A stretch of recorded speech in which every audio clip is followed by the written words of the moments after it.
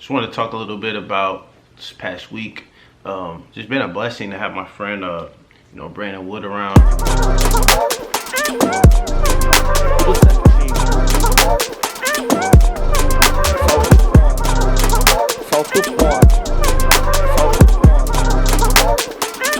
Passa a visão pra ela, tô no aquecimento.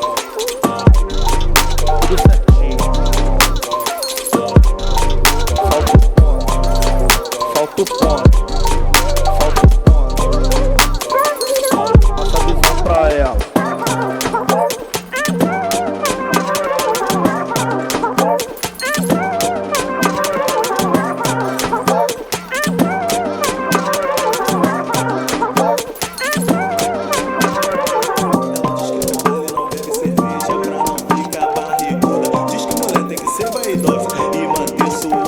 We've always known like each other to be like the type to hustle. He was doing basketball, I was playing basketball, I was also doing like music production, clothing line. So we've both been hustling for a long time. So it's cool to see like that growth, just to see him, kind of grow as a man, both of us grow, and just to see like where we're taking our life. This weekend was like really the first time of us like really hanging out like a lot, versus just like, before we never like really kicked it one-on-one. It was just like, in a group setting or a text or whatever. So it was really cool just to like get a more behind the scenes look, learn about more personal things, and just talk about business and talk about our dreams, our aspirations, and how we both had to overcome things and how we went through it. We didn't give up. A lot of people could have went through the same stuff that we went through or even less and gave up.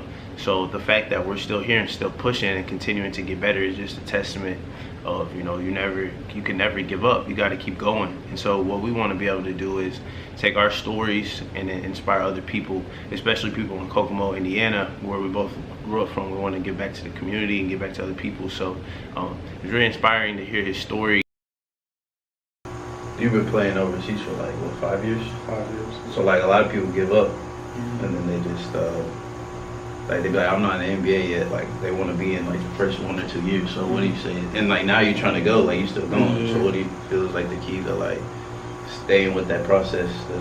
See, I feel like early on I understood that there was a process. I did. Like in my first year or two being overseas, like I went through a lot. So I knew there's a lot to the business side, to where like no matter how well you play, no matter what league you're in, no matter how efficient you are, how much you score, how much good of a person you are, how much you do in the community, there's more to it behind the scenes that you just can't control. Right. You know what I'm saying? So, like I learned that early on, to where like now moving forward, I knew it was gonna be a process to where, and now how it's come around now, it's like it wasn't the right time. Like I had to go through all that to where to get where you're at. Exactly. Like I needed to develop as a player. I needed to develop as a man. I needed to develop my marriage, my family. Like it had to all fall into place itself. It's like now that everything is, the foundation is there. Now it's like you feel like you're ready. It's ready. Yeah, it's time. Because it's like a lot of people that we know personally, they felt like, and even we felt like how we feel about it, like what's going on for us right now.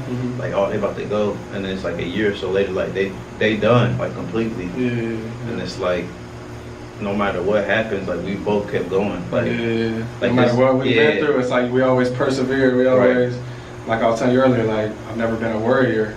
So it's like it's been easy to just, okay, I've experienced this. Like, what can I learn from it? What can I apply to my life to, evolve from this situation? Right. So I feel like if you go into it with that mindset in all situations, like you learn from everything you experience, and then it's like take it up from there. Yeah. That's how I always feel. I'm always like, I always think, I'm like, is there a time in my life where I was worrying and it turned out bad? Or did it usually turn out to be something better? Yeah, like something more was to the it's story. Always something more. It always goes farther than what it would have been if I would have kept it how it was without the drama or whatever.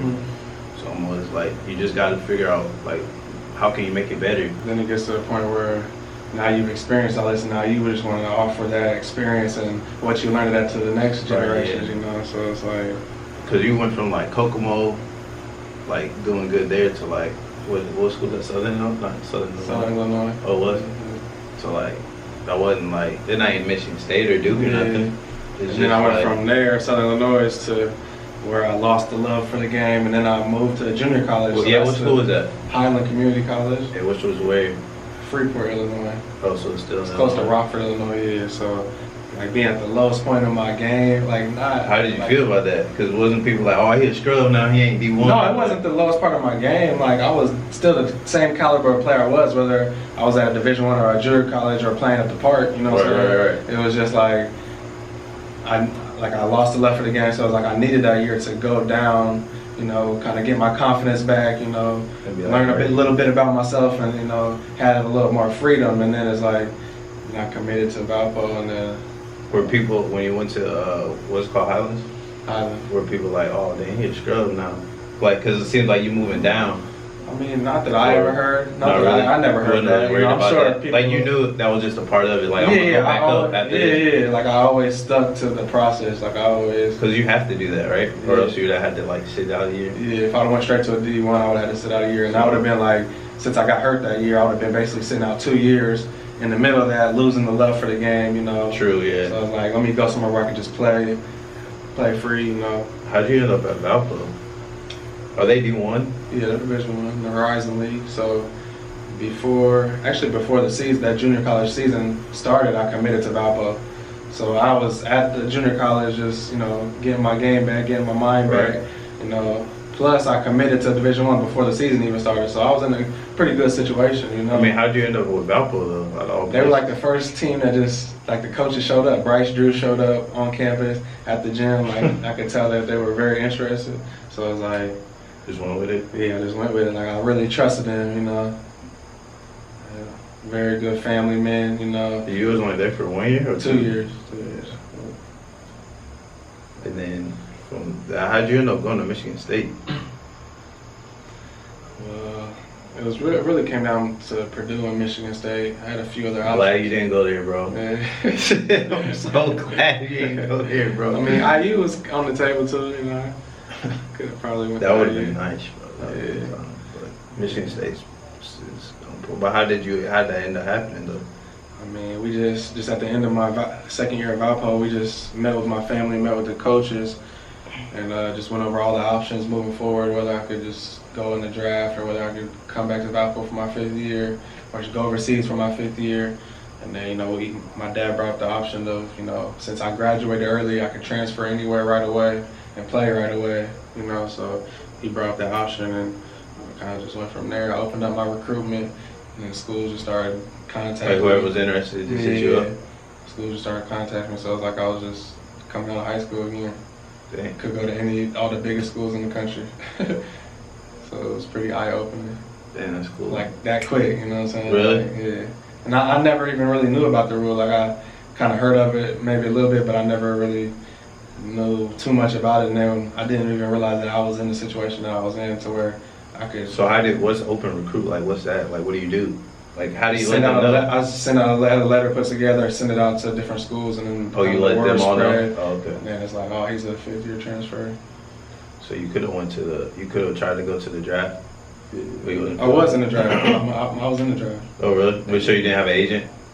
Yeah, I didn't hire an agent. Wow. So then when that didn't go through, you just went to Michigan State?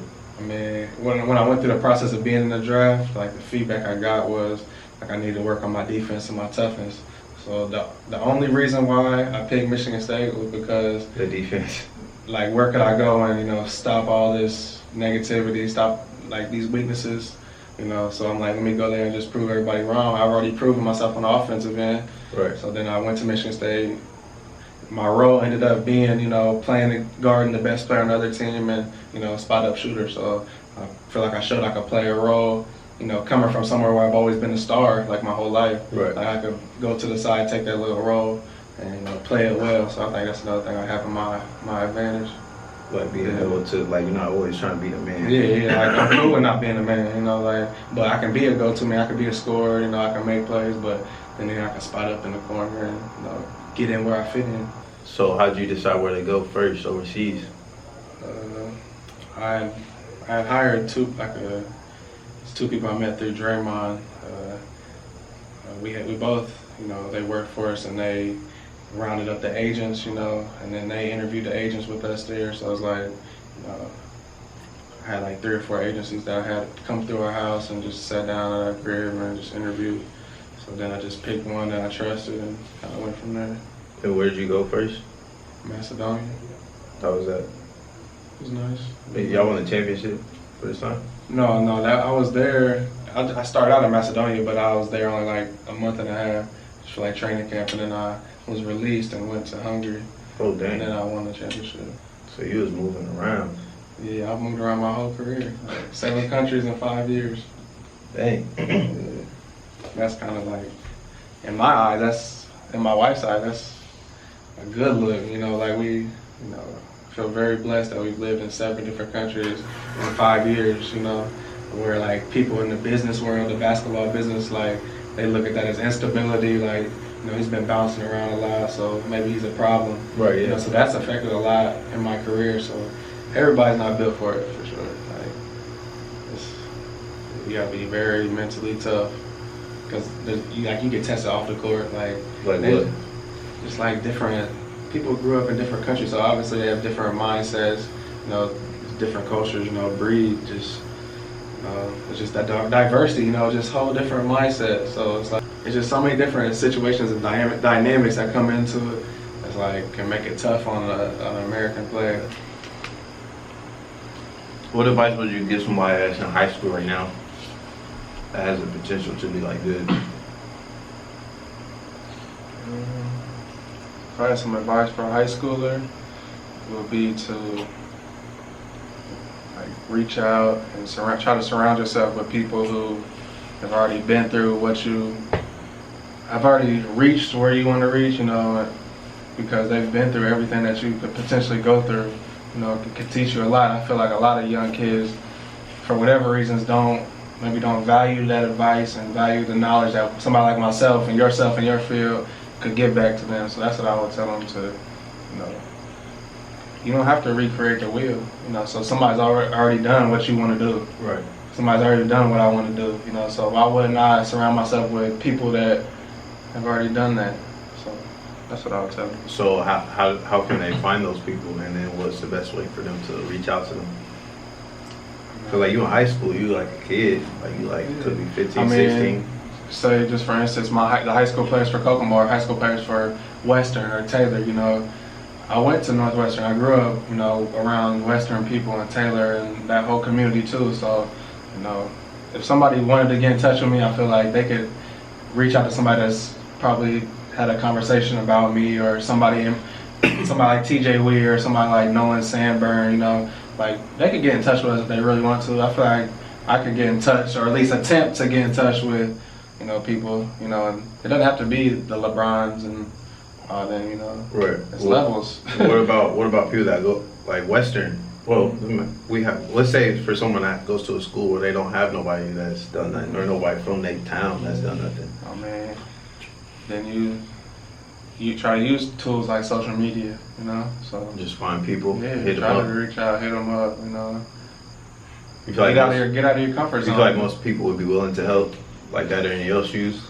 Like if somebody from high I'm school, willing to help anybody anyway, so I can only speak for myself, but I'm sure, there's a lot of great role models, even though we need more role models, and more leaders, but there are some, and, people like myself, I would genuinely listen to people and try to help them, try to in any way, no matter who they are, rich, poor, no matter what, so. People just gotta take that initiative to get out of your comfort zone, Right. Reach out to us. People send me messages every day, how I inspire them, or how, for whatever, what I'm saying? How looking for advice, so I always respond to those people and try to give back, whether it's just a message or, riding a scooter or, whatever way.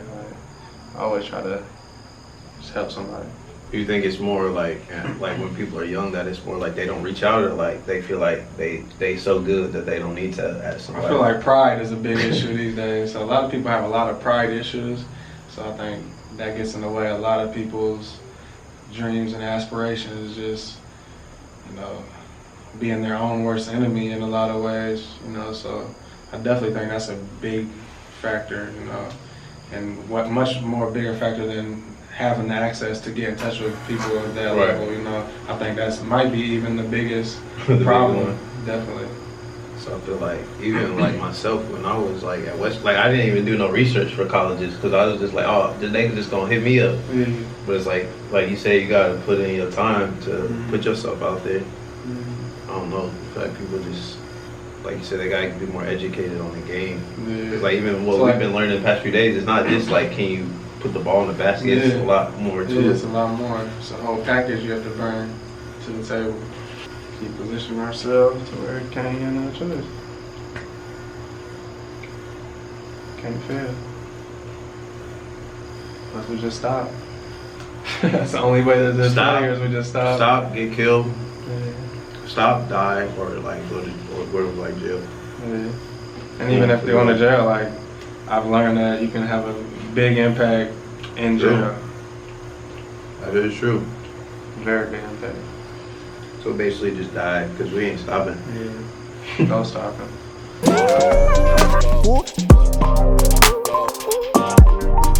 Tudo certinho. Solta o ponto. Solta o ponto.